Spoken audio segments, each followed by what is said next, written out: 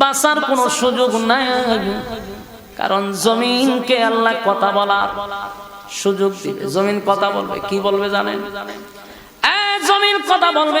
আল্লাহ বলেন ইন্না রাব্বাকা আওহা লাহা, কারণ তোমার রব জমিনকে আদেশ করছে।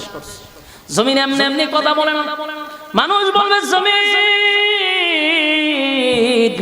তোমার কি হয়ে গেল, কথা জি বলো, তুমি কেমনে কথা বলো?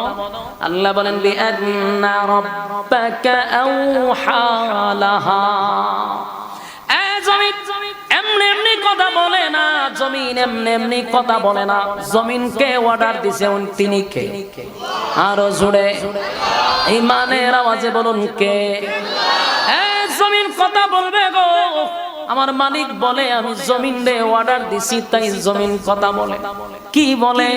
জমিন কয় আল্লাহ এই জায়গায় দাঁড়াইয়া চাঁদাবাজি করছিল, আল্লাহ এই জায়গায় দাঁড়াইয়া জেনা ব্যভিচার করছিল।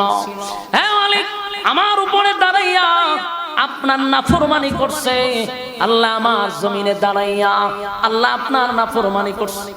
আপনার অর্ডার পাই নাই, না হয় সেদিন আমি তারে গ্রাস করতাম। আপনারা কি মনে করেন? জমিনের উপর দিয়ে আমরা হাঁটি, জমিনের উপর দিয়ে অপরাধ করি, জমিন আমরা ধরে না কেন জানেন?